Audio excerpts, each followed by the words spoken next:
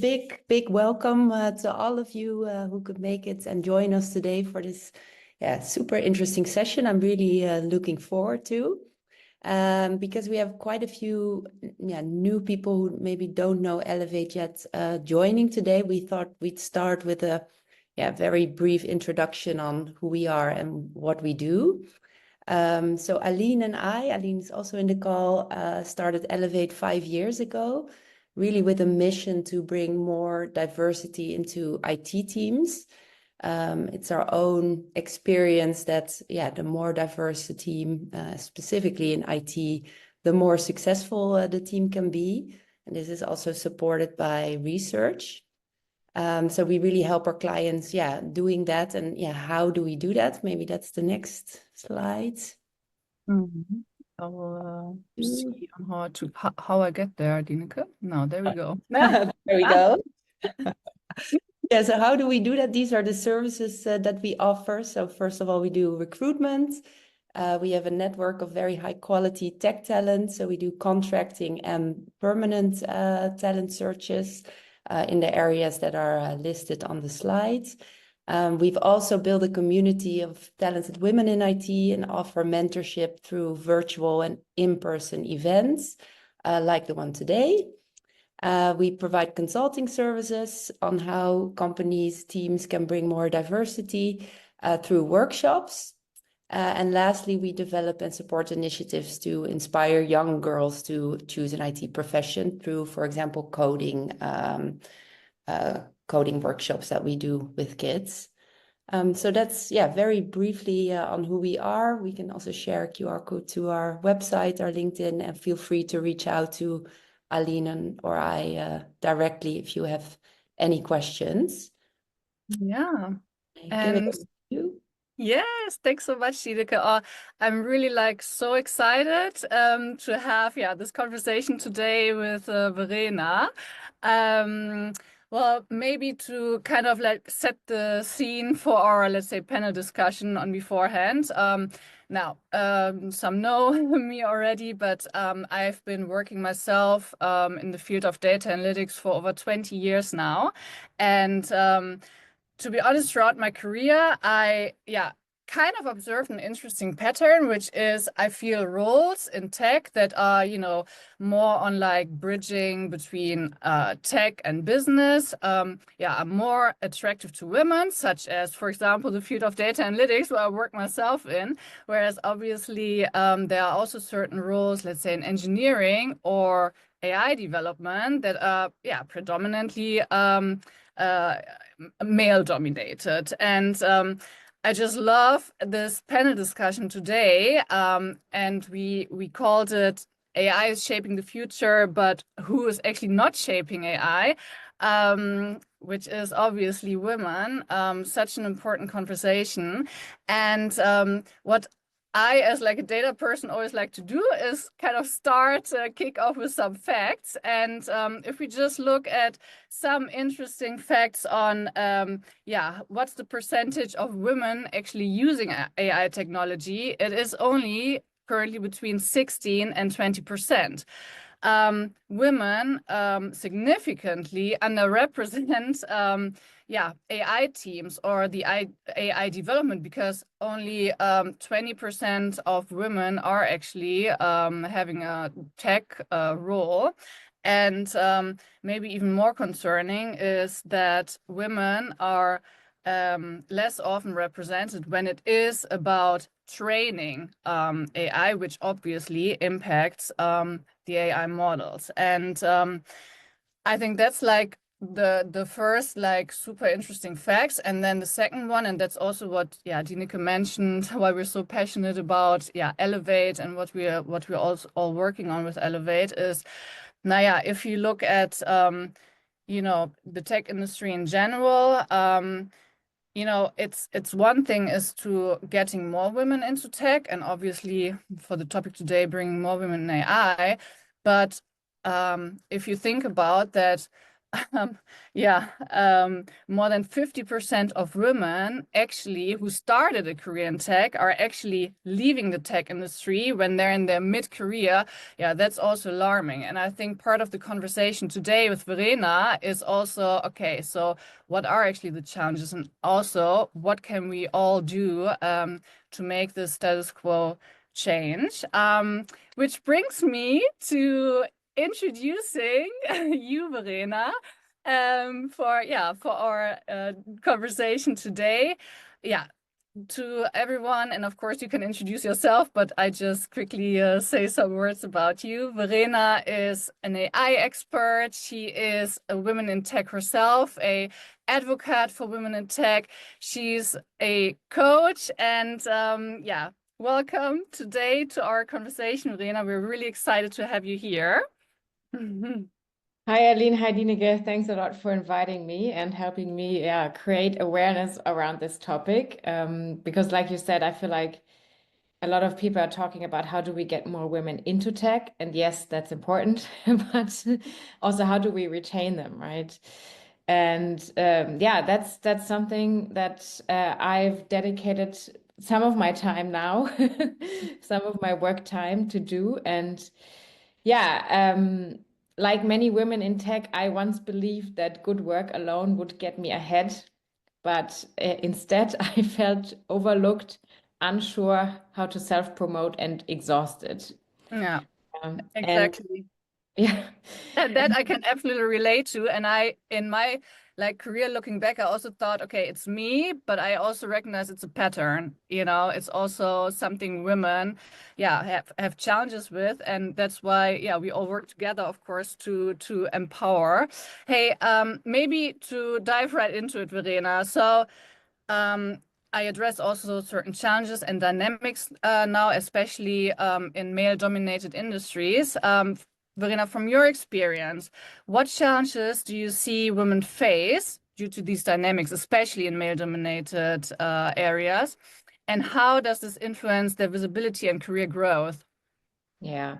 So I think on average, I mean, I'm always talking on average, and I mean, there's always examples, where women have different challenges or men also have the same challenges, but I'm always talking about average, right? And on average, I think women are socialized to be more quiet, to just do good work, right? And I mean, I've talked to a couple of managers in the industry, and what I hear a lot, and also what I saw from my female colleagues, right? Women often do great work. They're maybe even overperforming, but they don't self-promote. And that means that their great work is just not being seen, and they basically don't get rewarded for it. Yeah. And that, of course, leads to a lot of frustration. Yeah, so they have a lot of deep focus on and attention on the details. They're very reliable, they're doing a good job, but they're not really stepping into the spotlight. They're not really talking about their work. They're not really being visible and networking. And then there's another part that is they have often a very high sense of responsibility, thinking they have to take over things that maybe other people are not taking over, and they're maybe in charge that, the team's working well together and everyone's happy. And at the same time, they're also quite conflict avoidant. So when they feel like, oh, maybe I should have gotten that promotion, or maybe I should have gotten that stretch project, then they're often unsure how to communicate that and how to advocate for themselves, how to step in. And that, of course, yeah, limits their career growth. Because eventually, yeah, in the corporate world, it's if you're not being seen, you're not being promoted. Yeah, no, absolutely. And that's really interesting because you mentioning also conflict avoidance, that's 100% me that I can so relate to, which is, I think, one of the, yeah, for me, my number one issues. How do you want to call it? Challenges? It's a challenge to work on. And through your work with your company Women in Tech and your coaching, you also create like regular newsletters where you talk about, yeah, different different topics, different insights, also based on your own experiences, but also to empower women. Um, you also in the newsletters you discuss the pressure women face in tech to prove themselves. Could you share some like really practical strategies that might help women balance, these high standards with getting noticed? Yeah. Yeah, so first of all, I think it's important to recognize that women still have this pressure to prove themselves, right? In the McKinsey study, they said like more than 70% of women feel that they need to prove their competence because of their gender. So we're kind of being put into a situation where we might be doubted by others. We might not be seen as very technical, and we need to prove our competence. And there's also this nice saying by Sheryl Sandberg who says, women need to prove competence, whereas men are just assumed to be competent. I know. I love this one. I love it. And I think that is why women are so dedicated on doing good work, because they exactly want to prove that they can do great work, and they focus on high standards and high quality work, which is great. But now comes the strategy. You also need to dedicate some time on making your great work and the value that you add visible. And that is something that we haven't learned. It's something that we're not comfortable with. And honestly, I wasn't even aware I had to do it. Like I thought, okay, I'm just doing good work and it gets rewarded. It's a little bit also this kind of school, university mindset, right? You're doing the work, you're submitting it, and then, and that's not how it works. So, and also what I see women do often is spend time on low value tasks that don't get rewarded. Things like organizing the team meeting, organizing the team lunch, sending the meeting notes, doing all these tasks on top, and then forgetting to promote their work, be visible, network with the right people. And it's a skill that needs to be learned. I have the feeling, it's just an observation, that on average to men, that comes more natural. It's something that happens more organically, also than networking, especially in these male-dominated environments. They have this kind of body culture. I have the feeling that young men come in, senior leaders who are almost always male, feel reminded of their younger self. They kind of want to help them, promote them. Whereas with young women, it sometimes can be a little bit awkward, also because of the Me Too movement, or it's just not this instant reminder of their own young self, right?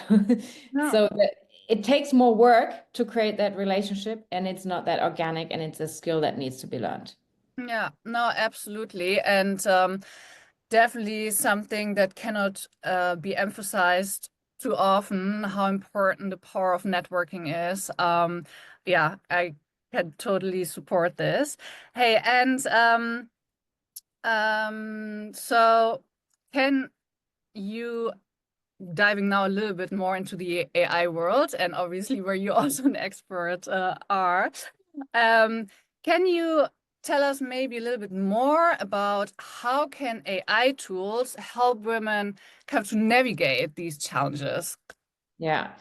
So first of all, I think it's also important to mention that using AI tools is a way to change this narrative that women are not shaping AI. Because AI is adapted based on user behavior. Now, if women don't use AI, well, it won't be adapted to our preferences and how we want to use it. So I think it's also from that perspective, it's important.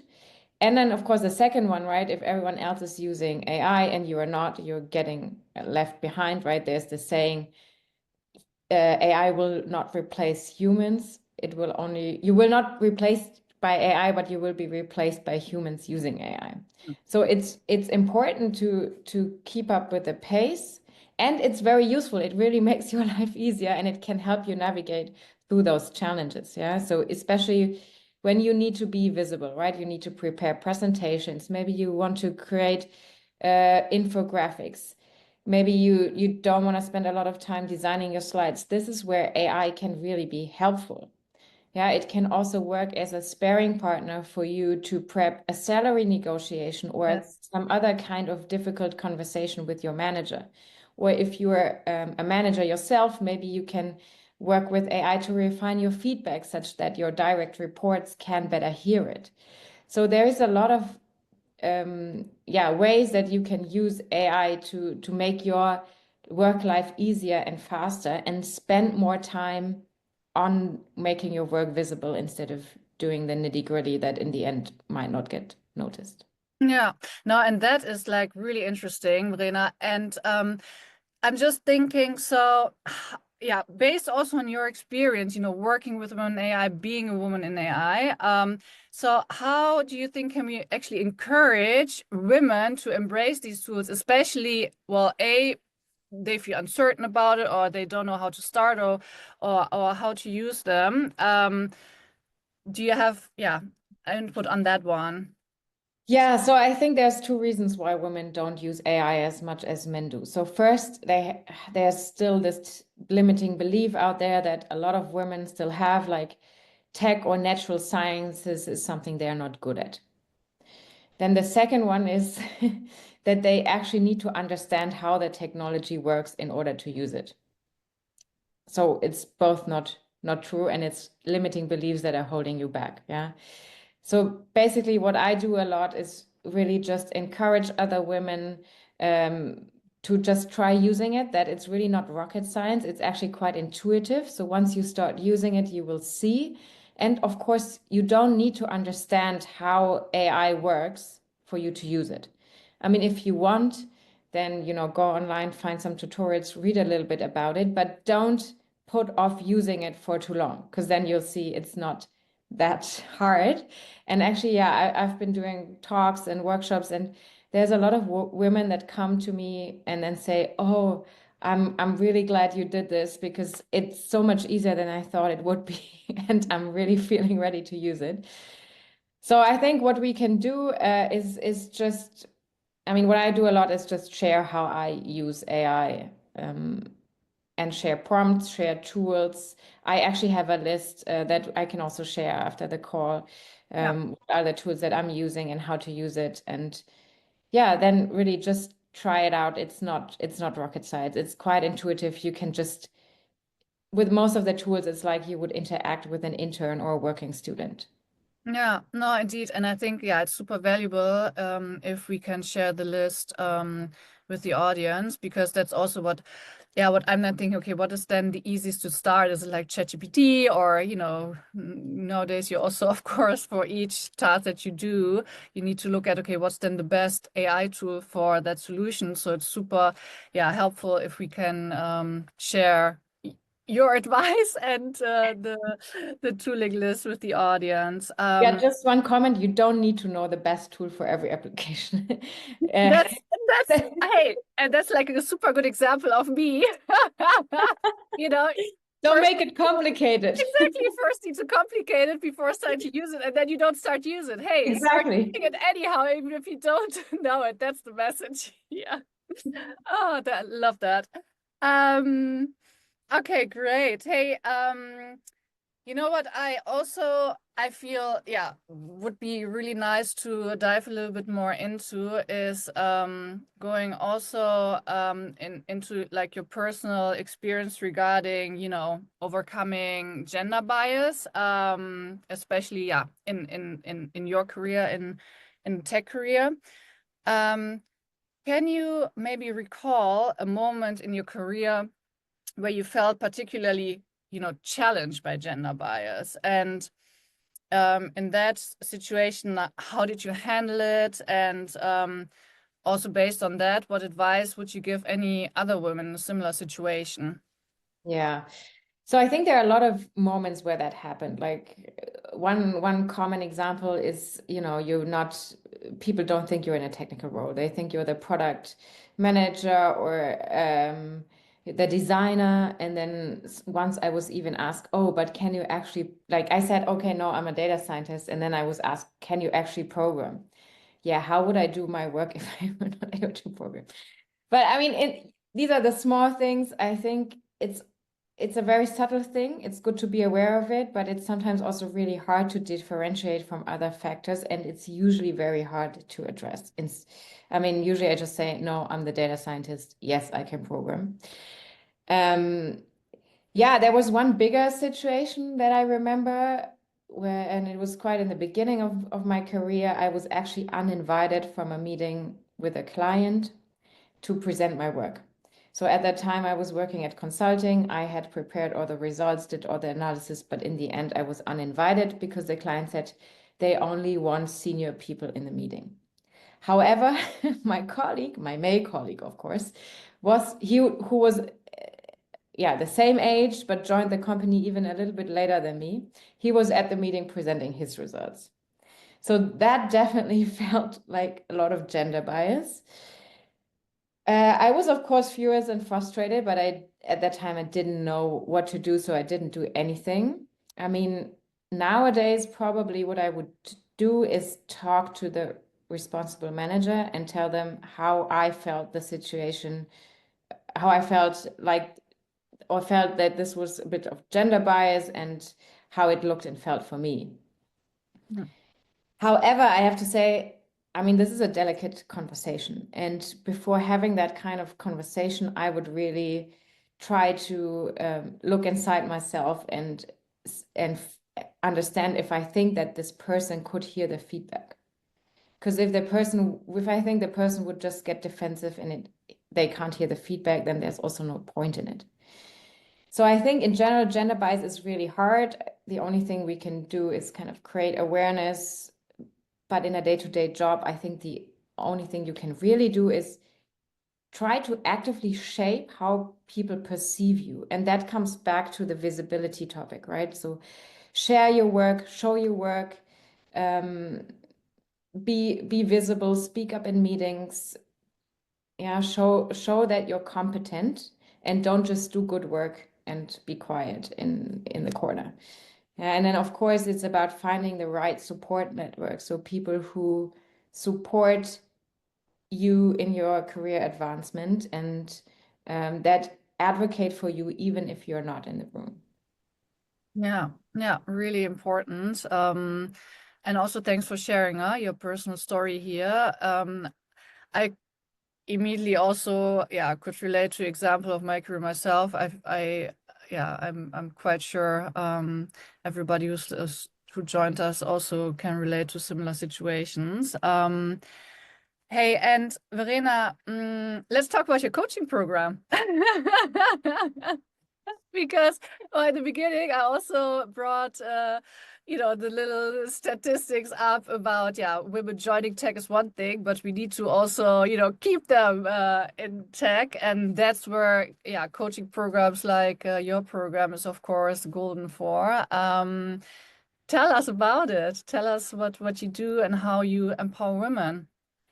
Yeah, so the motivation behind it is exactly coming from my own experience, quite honestly, feeling a bit lost at some point in my career, like facing all these barriers, feeling like I was doing good work, but would not get any kind of recognition, feeling kind of exhausted.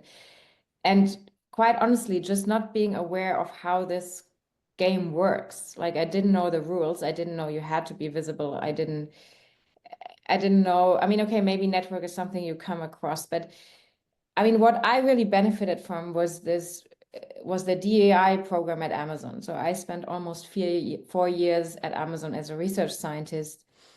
And it was great because they had a lot of sessions on imposter syndrome, on self-doubt, how to handle overwhelm, how to be visible, all this kind of career coaching, where you are explicitly being told how it works and what you need to do. And I mean, I never had that. Like I worked in a couple of companies before that. And especially, you know how it is in German companies, you don't have that. We don't talk about career coaching. We don't talk about personal development. No, you talk about hard skills. Exactly.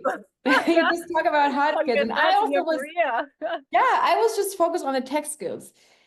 And then joining Amazon, that really changed a lot for me. And I was like, okay, this really helps me navigate this environment. And then I thought, okay, other companies, other women need to have this too. Like, and especially German companies, I don't see that happen. So I thought, okay, I created for myself. And the program really is designed to give women 3 things: achievement, balance, and contentment.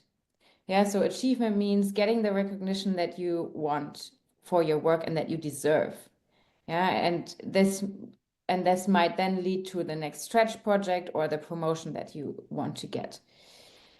The second one is balance. So we do want to achieve all these things, but what I've seen a lot also, and what happened to me too, is that you do it at the cost of your well-being. You completely overwork, you overextend yourself.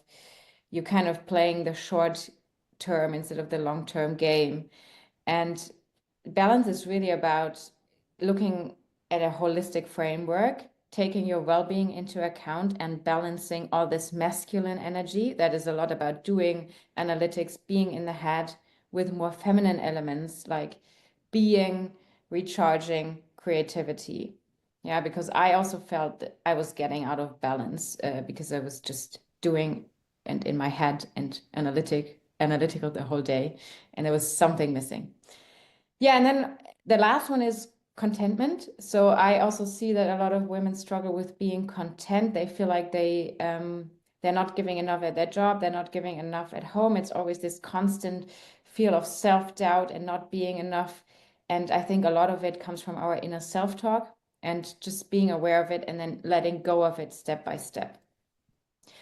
And an important element of the program is really it's embodied transformation. So I feel that often when we talk about personal development, we're addressing problems from the mind with the mind, but that is valuable. But I find that it's not the best solution to just stay on that mind level, because just because you know imposter syndrome exists doesn't mean you don't feel it anymore.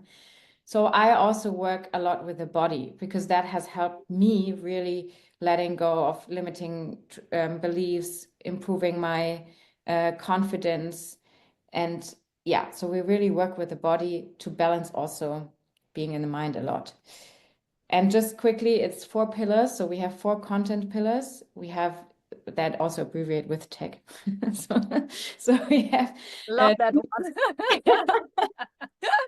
we have tools and strategies. That's all about the visibility, the network.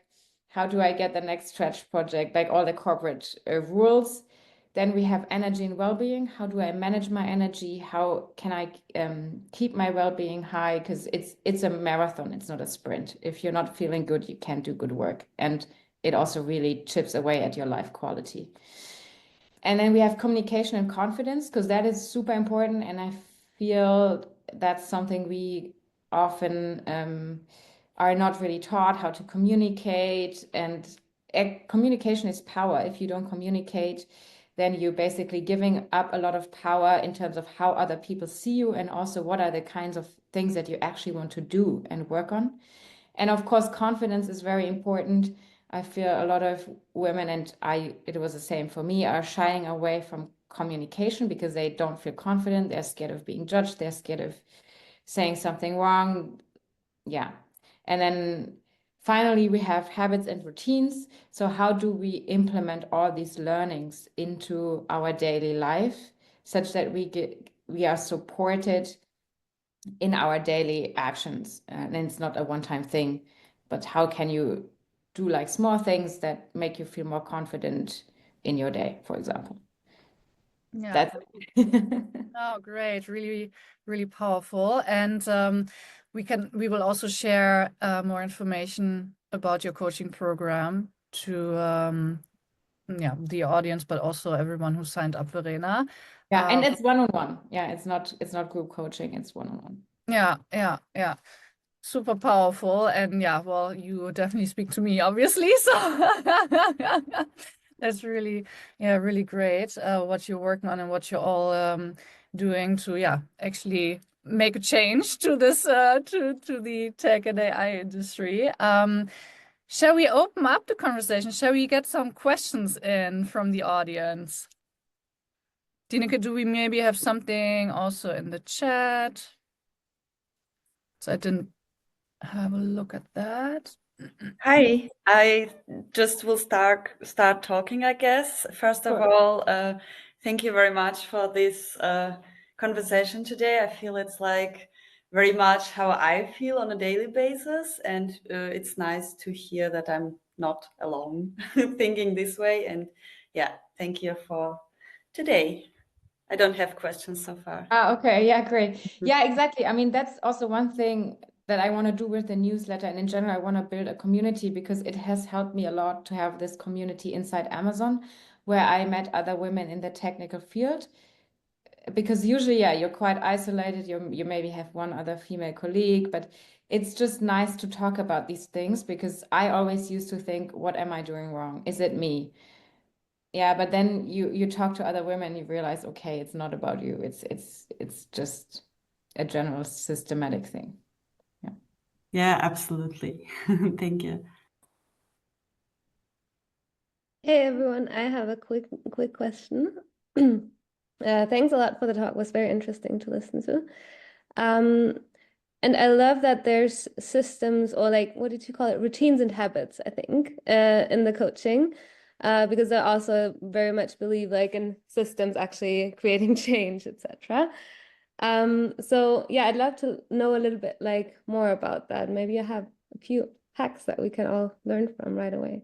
Yeah, so I can share from my habits and routines that support me, and then basically in the program it's about finding their own habits and routines that support you. But for me, creating these new habits and routines was a total game changer. So yeah, I mean, I used to, wake up as late as I could, then get ready, rush out the door, didn't and take any kind of time before I left the house, or then also during COVID, I would wake up at 8:30, go to the meeting at 9.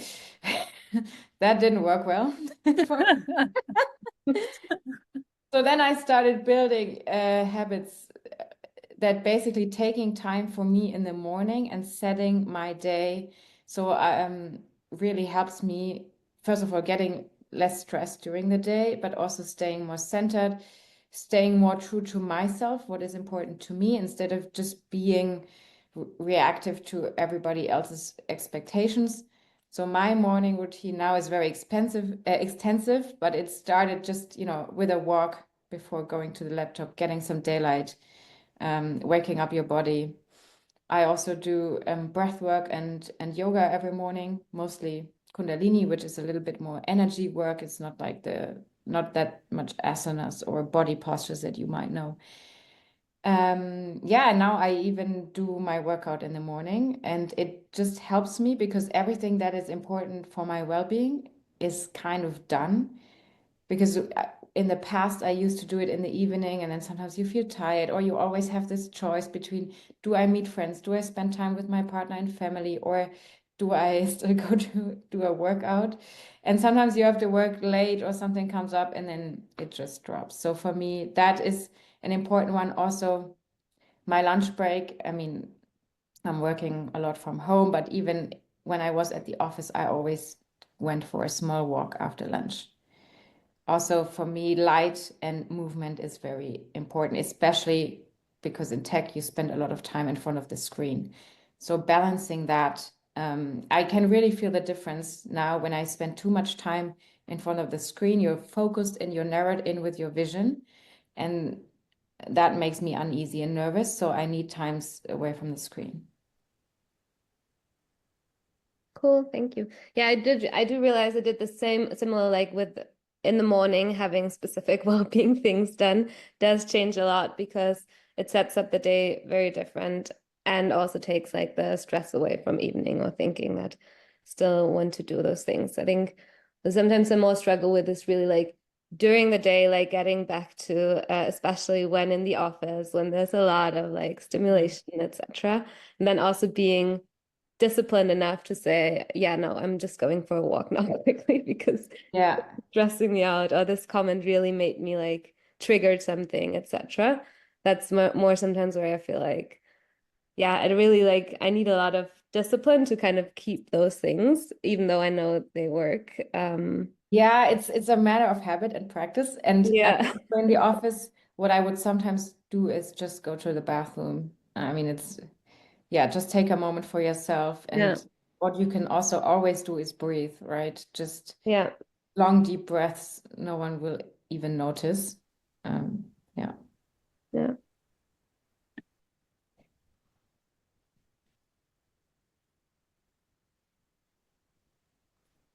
Okay, do we have any other questions?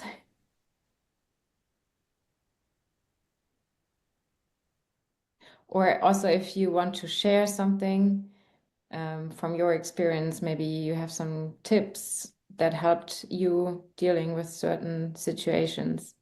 Yeah, maybe just one thing from my side. And thanks a lot, Verena, for sharing all your experiences and yeah, very valuable advice. In my experience, and it's not, I would generalize all men, but in my experience, it can be super valuable that if we as women are a bit more open about the struggles that we have, we also give space to men opening up, because in my experience, it's not just women who sometimes have the imposter syndrome or kind of feel bad after a certain meeting or comment, or yeah, and I think actually sometimes less threatening if a woman kind of opens the conversation about that and gives space to men also sharing yeah, the struggles that they have. I don't know if you have the same experience or I think in general, vulnerability is great. I mean, yes, I can definitely think of a couple of men who maybe have similar challenges, but I always had the feeling it's a bit on a different level. It's the men okay. that I've met. Um, but yeah, I think also talking to men is great. And honestly, when I started the newsletter, I thought it would just be women who sign up. But there are actually a lot of men, and I often also get very positive feedback from them that they say, "Oh, it's so great that you give us insight into this. We had no idea." So Ah, yeah, interesting. Yeah. Yeah. Yeah, and I agree, it's probably challenges at different levels, but it's the vulnerability of showing, yeah, that you maybe struggle with some things that, yeah, yeah. and it's a good point because I know also from my partner and other men that they feel it's easier to open up to women Mm. than to men. Yeah. Hmm. Interesting. Yeah. Any other questions? Comments, shares. No. Then, yeah, thank you, Verena, so much for joining us today. Thank you, everyone, for also joining today. Because, yeah, I still feel like, yeah, we are working on great things. We can only do this together. We have to do it also, of course, with men, like everyone together. But yeah, those events, those conversations, move us forward. So thank you And so much. especially now that DEI is Yes, on the backlash, right? So Exactly, definitely. exactly. Yeah, definitely. Great. Now, Thank you. thank you, oh, everyone. there was one comment in the chat, so maybe we can quickly share the slide again to sign up to the newsletter. So Sure. there's a QR code that you can just scan, and yeah, thanks everyone for joining. Yeah, and we will also just send it, Verena. Let's do it like that. Okay. Yeah? Okay, we can also do it like that. Yeah, Okay. we'll do that. All right, everyone, have a nice day. Have a nice day.